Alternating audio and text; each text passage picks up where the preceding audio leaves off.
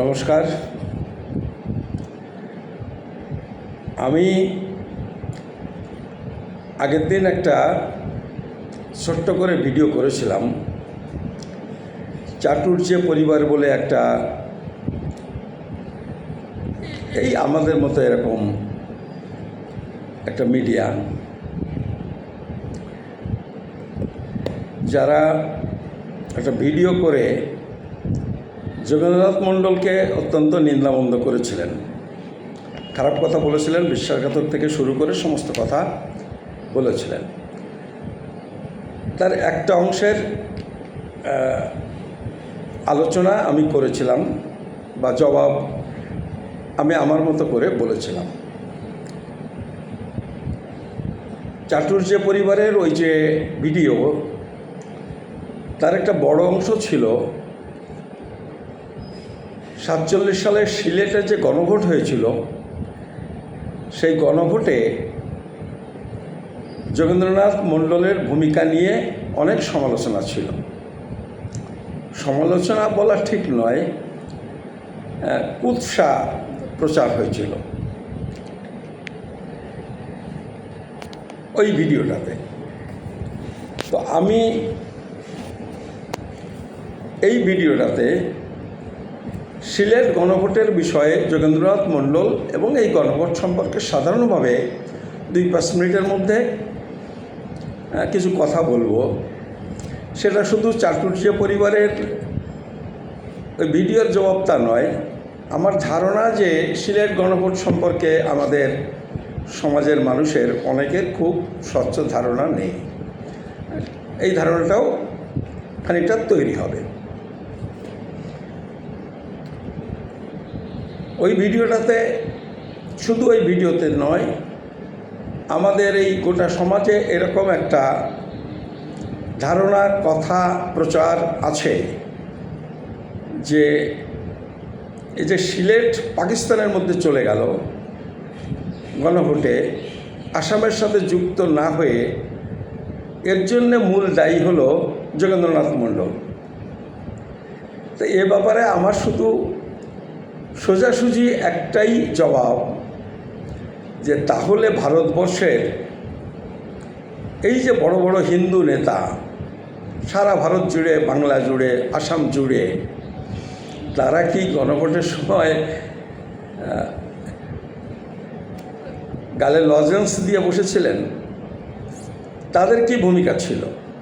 এত শক্তিশালী যোগেন্দ্রনাথ মণ্ডল যে তিনি সিলেটের মতো জেলাটাকে পাকিস্তানের মধ্যে ঢুকিয়ে দিলেন, আর এই সব বড় বড় নেতারা পারলেন না তার সঙ্গে। দেখেন, এই সমস্ত হলো আসলে যোগেন্দ্রনাথ মণ্ডলকে কুৎসা করবার জন্যে। আমি একটুখানি ইতিহাসটা বলি, তাহলে আপনারা বিষয়টা বুঝে যাবেন। সিলেটে যে গণভোট, তারা পাকিস্তানে থাকবে না ভারতে যুক্ত হবে, অর্থাৎ আসামে যুক্ত হবে কি না, এইটা নিয়ে সিলেটের যে মানুষ, সেই মানুষের বা সিলেটের যারা ভোটার ছিলেন, তাদের একটা গণভোট হয়েছিল, কোন দিকে তুমি যেতে চাও, পাকিস্তানে না আসামে বা ভারতে। এই গণভোটটা হয়েছিল 1947 সালের 6 এবং 7 তারিখে। 1947 সালের জুলাই মাসের 6 এবং 7 তারিখে। জুলাই মাস মানে এই মাস, বর্ষার মাস, এই মাসে হয়েছিল। এই জায়গাতে টোটাল ভোটারের নাম্বার ছিল 5,46,815 জন। এই ছিল ভোটার। তার মধ্যে ভোট দিয়েছিলেন 4,23,660 জন। সরকারি শতকরা হিসাবে এই সংখ্যাটা শতকরা হিসাবে 77.5%। 77.5% মানুষ ভোট দিয়েছিলেন, বাকিরা ভোট দেননি নানা কারণে। তার মধ্যে বিশেষ করে আদিবাসীরা, যারা চা বাগানে কাজ করেন, চা শ্রমিক, এই আমাদের ঝাড়খণ্ড এলাকা থেকে যাদের নিয়ে যাওয়া হয়েছিল তাদের অধিকাংশ লোক ভোট দেননি। না দেওয়ার কারণ এই ঝড় বৃষ্টি বাদলা, যোগাযোগের সমস্যা, এই সব কারণে। তা এই ভোটে পাকিস্তানের পক্ষে ভোট পড়েছিল 2,39,619টা, আর আসাম বা ভারতে যুক্ত হওয়ার পক্ষে ভোট পড়েছিল 1,84,140টা, অর্থাৎ 55,578টা ভোট বেশি পড়েছিল পাকিস্তানের সাথে সিলেটকে যুক্ত করার জন্যে, যে কারণে সিলেট পাকিস্তানের মধ্যে চলে যায়। এই ভোটে আরেকটা গুরুত্বপূর্ণ বিষয় ছিল। সেই গুরুত্বপূর্ণ বিষয়টা হলো 22.5% ভোট বাতিল হয়ে গেছিল। বাতিল হলো কেন? বাতিল হবার কারণ ওই সময় তো এরকম বারে বারে ভোট হয়নি, ওইটা ছিল প্রথম ভোট। মানুষ কিভাবে কি ভোট দিতে হয় এই ব্যাপারটা সড়গড় ছিল না, যার জন্যে 22.5%-এর মতো বিপুল ভোট বাতিল হয়ে গেছিল। এই পরিসংখ্যানের সাথে আপনাদের আরেকটা তথ্য জানা দরকার, তাহলে ব্যাপারটা আরও পরিষ্কার হবে।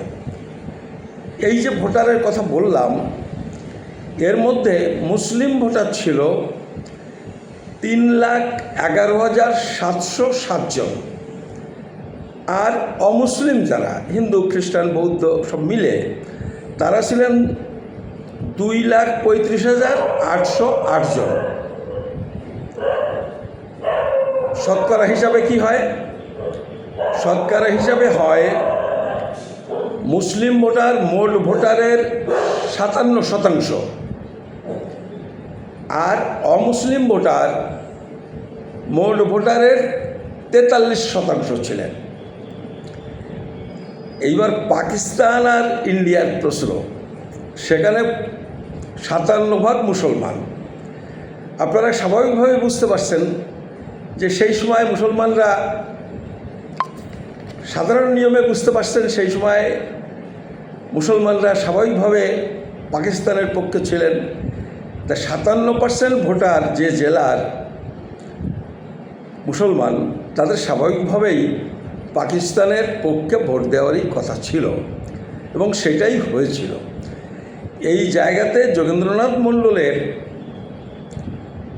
দায় দায়িত্ব কতটা ছিল? আমরা বলছি না যোগেন্দ্রনাথ মণ্ডলের কোনো দায়িত্ব ছিল না, বা তিনি এই নির্বাচনে অংশগ্রহণ করেননি। তিনি নির্বাচনে অংশগ্রহণ করেছিলেন, প্রচারে অংশগ্রহণ করেছিলেন, এবং পাকিস্তানের পক্ষে ভোটারদের ভোট দেওয়ার জন্যে আবেদন জানিয়েছিলেন।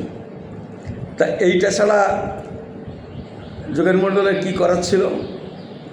যোগেন্দ্রনাথ মণ্ডল তো আরও অনেকের মতো বিশ্বাসঘাতক নন। যোগেন্দ্রনাথ মণ্ডল, তার বাড়ি কোথায়? তার বাড়ি বরিশালে। দেশভাগের পর বরিশালটা পড়ে গেল পাকিস্তানে, তার মানে তিনি পাকিস্তানের নাগরিক। সেখানেই তার রাজনীতি, সেখানে তার স্বজন স্বজাতি সবই সেখানে। ফলে তিনি ভারত থেকে পাকিস্তানে চলে গেছিলেন ব্যাপারটা তা নয়, তিনি পাকিস্তানেরই লোক ছিলেন। আর তিনি যখন পাকিস্তানের লোক 47 সালের জুন মাসে, আগের একটা ভিডিওতে বলেছি, 47 সালের জুন মাসে নিশ্চিত হয়ে গেছে, সিদ্ধান্ত হয়ে গেছে যে ভারত ভাগ হবে, পাকিস্তান তৈরি হবে। ফলে তিনি তখন পাকিস্তানের নাগরিক, বা পাকিস্তানের অংশে তার বাড়ি, তার রাজনীতি। তিনি পাকিস্তানের পক্ষে বলবেন না তো পাকিস্তানে থেকে ভারতের পক্ষে বলবেন?